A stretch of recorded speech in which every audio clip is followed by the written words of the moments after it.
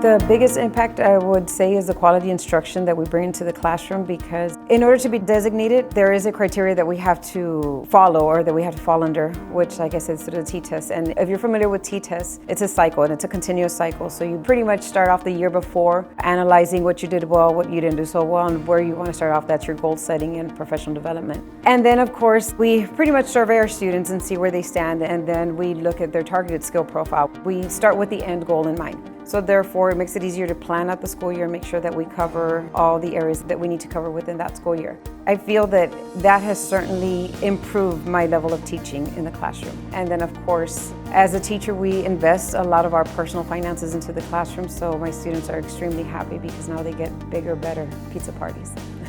We do focus on their industry-based certification and prepping them for the workforce. So our goal is to prepare them as best as we can, so once they head out into the workforce, that they're job ready, that they are marketable. The goal is to get them their IBC certification, which will hopefully be a stepping stone for them to reach their law enforcement career.